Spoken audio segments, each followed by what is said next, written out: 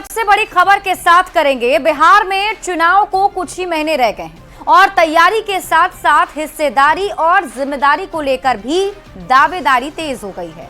बिहार में बड़ी भूमिका की मांग करने वाले केंद्रीय मंत्री चिराग पासवान आज मुख्यमंत्री नीतीश कुमार से मिले और इसे लेकर अब बिहार की सियासत तेज हो गई है।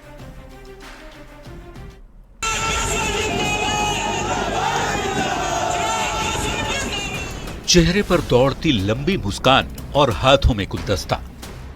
ये तस्वीर मुख्यमंत्री नीतीश कुमार के आवास की है जब केंद्रीय मंत्री चिराग पासवान उनसे मिलने पहुंचे।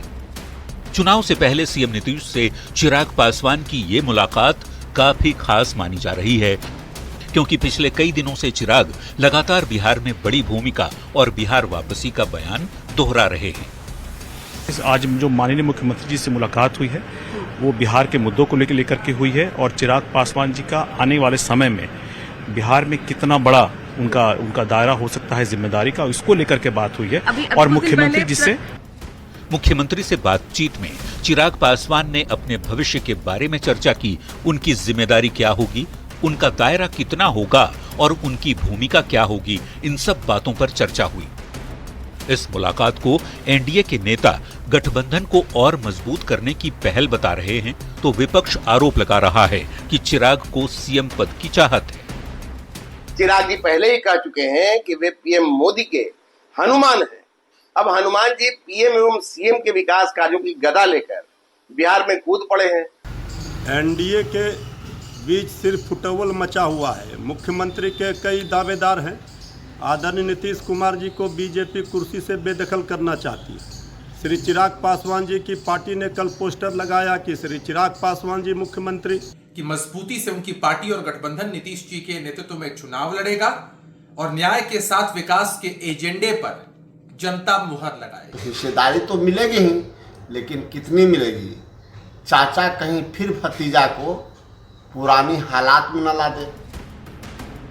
बता दें कि रविवार को चिराग पासवान की पार्टी एलजेपीआरवी ने पटना में पोस्टर लगाकर चिराग को भावी मुख्यमंत्री बता दिया था, जिसके बाद सियासत बेहद गर्मा गई थी, जबकि चिराग खुद ये साफ कर चुके हैं कि उन्हें सीएम पद की कोई लालसा नहीं है और वो एनडीए से अलग होने का सपने में भी नहीं सोच सकते।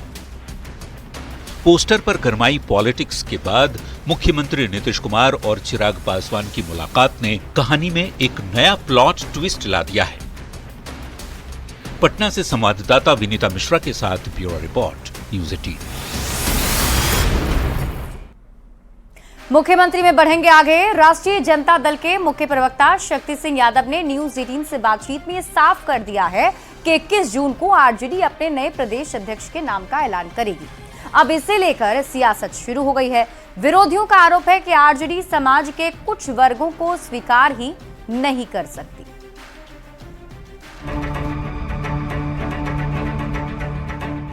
5 जुलाई 2025 को आरजेडी को नया राष्ट्रीय अध्यक्ष मिलने वाला है। फिलहाल जगदानंद सिंह आरजेडी के प्रदेश अध्यक्ष हैं और बीते कुछ दिनों से वो अपने कार्यालय नहीं आ रहे हैं। इसे लेकर पहले से ही बातें हो रही थीं।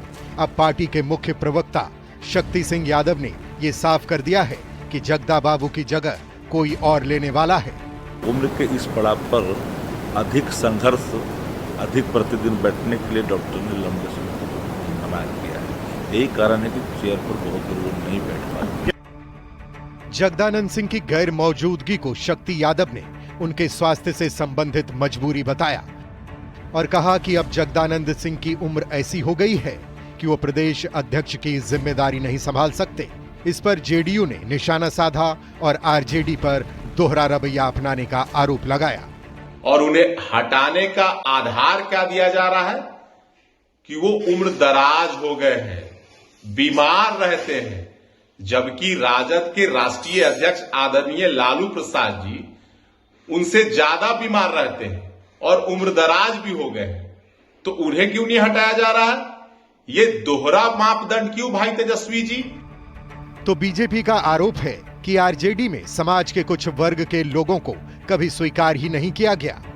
जीवन भर रघुवंश बाबू ने राजद और राजद की लीडरशिप के लिए तन मन धन तीनों न्यौछावर किया और अंत समय में राष्ट्रीय जनता दल और राष्ट्रीय जनता दल का प्रथम परिवार लालू जी, उनके युवराज, अंत समय में रघुवंश बाबू को एक लोटा पानी भी देना इन लोगों ने मुनासिब नहीं समझा। चुनाव से ठीक पहले पार्टी का प्रदेश अध्यक्ष बदलना एक बड़ा संकेत माना जा रहा है। आरजेडी जगदा बाबू के उम्र की दुहाई दे रहा है तो विरोधी इसे आरजेडी की जातिवादी सोच बता रहे हैं। बहरहाल 5 जुलाई को आरजेडी नए प्रदेश अध्यक्ष का नाम घोषित करेगी। वो नाम क्या होगा, ये जानने के लिए सभी के कान अभी से ही खड़े हैं। पटना से संवाददाता अमित कुमार के साथ ब्यूरो रिपोर्ट, न्यूज 18। और मुख्यमंत्री में अब बात करेंगे जेडीयू से निकले 2 नेताओं की जो अब एक अलग मोर्चा बनाकर सरकार बदलने का सपना देख रहे हैं। प्रशांत किशोर और आरसीपी सिंह, दोनों ही नेताओं ने अपनी राजनीति की शुरुआत जेडीयू से की। मुख्यमंत्री नीतीश कुमार के बेहद करीबी रहे, पर परिस्थिति कुछ ऐसी बनी कि बारी बारी दोनों को अपना रास्ता नापना पड़ा। अब ये दोनों ही नेता साथ आ गए हैं। सवाल है कि क्या इस बार ये जोड़ी जमेगी? ये रिपोर्ट देखिए। सबसे पहले दिल से अपने बड़े भाई आरसीपी सिंह साहब का इस व्यवस्था बदलाव के अभियान में जनता दल यूनाइटेड के पूर्व राष्ट्रीय अध्यक्ष और राष्ट्रीय उपाध्यक्ष अब जन सुराज का झंडा बुलंद कर रहे हैं। आरसीपी सिंह ने अपनी पार्टी आप सबकी आवाज का विलय जन सुराज में कर लिया है और दोनों नेता एक साथ मिलकर नीतीश कुमार की सरकार को गिराने का दावा भी कर रहे हैं। वहीं नीतीश कुमार, जिन्होंने पीके और आरसीपी दोनों को राजनीति की राह दिखाई, एक समय में नीतीश कुमार के सबसे भरोसेमंद रहे पीके और आरसीपी अब उनके सबसे बड़े विरोधी हैं। जिसमें नीतीश कुमार ने आज से 10 साल 15 साल पहले जो कहा था, जिसमें तीनों सी न हो, जिसमें क्राइम न हो, जिसमें करप्शन न हो और जिसमें कम्युनलिज्म न हो, ये बात कभी किसी जमाने में नीतीश कुमार जी ने हम लोग को बताया है। सब लोग बोलता है कि साहब 2 बहुत मजबूत संगठन है, एनडीए है, इंडिया है। हमने कहा कि एनडीए में भी हम लोग काम किए हैं, इंडिया में भी काम किए हैं और हम दोनों तो इन लोगों ने मजदूरी किए और अपनी पहली बार जब अपना घर हम लोग बना रहे हैं। ऐसा कहा जाता है कि आरसीपी के कारण ही प्रशांत किशोर जेडीयू से बाहर हुए थे। आरसीपी जेडीयू के राष्ट्रीय अध्यक्ष थे और पीके राष्ट्रीय उपाध्यक्ष। आरसीपी का पद भले ही बड़ा था, लेकिन कद में प्रशांत किशोर उनसे ऊपर आंके जाते थे। दोनों के बीच की खींचतान का असर ये हुआ कि पीके को पार्टी से बाहर का रास्ता दिखा दिया गया। आरसीपी नीतीश के स्वजातीय थे तो ये माना जाने लगा कि नीतीश के बाद जेडीयू में आरसीपी सिंह ही होंगे। पर कुछ दिनों में आरसीपी के साथ भी नीतीश कुमार की खटास बढ़ने लगी। 2023 में आरसीपी सिंह ने भी पार्टी से इस्तीफा दे दिया। तब किसी को कानो कान खबर नहीं थी कि एक दूसरे के प्रतिद्वंदी माने जाने वाले पीके और आरसीपी वापस एक साथ आ जाएंगे। प्रशांत किशोर की जनसुराज पार्टी को भी चाहिए था नालंदा नीतीश कुमार के गृह जिले में कोई वैसा चेहरा कि नीतीश कुमार का स्वजातीय हो, और तो प्रशांत किशोर को भी वह चेहरा मिल गया आरसीपी सिंह के रूप में। जेडीयू के 2 पूर्व नेताओं का एक साथ आना, वो भी नीतीश कुमार के विरोध में, किसी नाटकीय घटना जैसा है और इसका आनंद नीतीश कुमार के विरोधी बड़े चाव से ले रहे हैं। देखिए, दोनों तो जदयू में थे, एक राष्ट्रीय उपाध्यक्ष थे, एक राष्ट्रीय अध्यक्ष रहे। तो इस पे कौन करा रहा है, कैसे हो रहा है, इस सब बिहार की जनता तो जानती ही है। कहते हैं सियासत संभावनाओं का खेल है, वरना किसने सोचा था कि जो आरसीपी पीके के जेडीयू छोड़ने की वजह थे, वही आरसीपी अपनी पार्टी का विलय पीके की पार्टी में कर देंगे। बहरहाल देखने वाली बात यह है कि विधानसभा चुनाव में पीके आरसीपी की भूमिका को किस कदर भुनाते हैं। पटना संवाददाता आनंद अमृतराज और अमित कुमार के साथ ब्यूरो रिपोर्ट, न्यूज 18। और मुख्यमंत्री में अब आप सुनिए बयान बवाली, यानी ऐसा बयान जिस पर बवाल मच गया है। आरजेडी और प्रशांत किशोर के एक साथ आने पर, माफ कीजिएगा, आरसीपी सिंह और प्रशांत किशोर के एक साथ आने पर अब सियासी बयानबाजी का दौर भी शुरू हो गया। जेडीयू के मुख्य प्रवक्ता नीरज कुमार ने दोनों को राजनीति का विषैला कीटाणु बता दिया है। ये रिपोर्ट देखिए।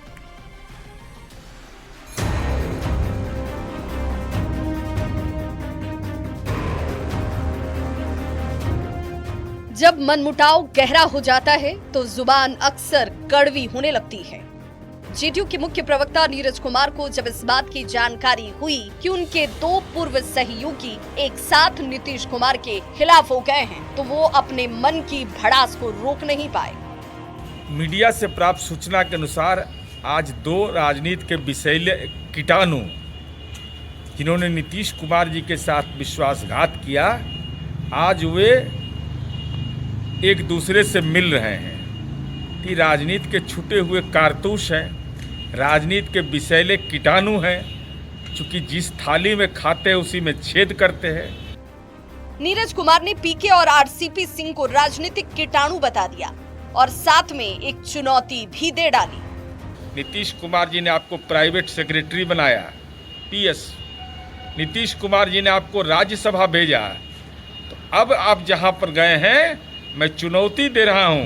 25 का विधानसभा चुनाव है, नालंदा के किसी भी विधानसभा से, चाहे जहां आपका घर है, पैतृक घर, वहीं से चुनाव लड़ जाइए और जो मुखिया में जितना सबसे नीचे कम जो वोट आता है जिस उम्मीदवार को, उससे भी कम वोट नहीं आया तो मैं राजनीति करना छोड़ दूं। जेडीयू के वार पर जनसुराज ने भी पलटवार किया।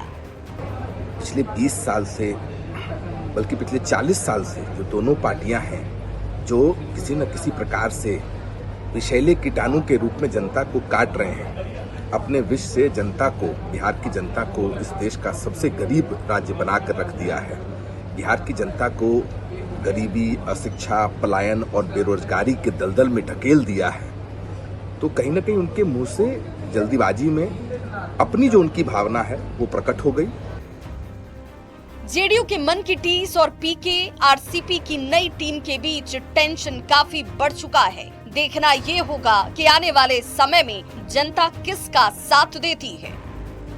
पटना से संवाददाता आनंद अमृतराज के साथ ब्यूरो रिपोर्ट, न्यूज़ 18।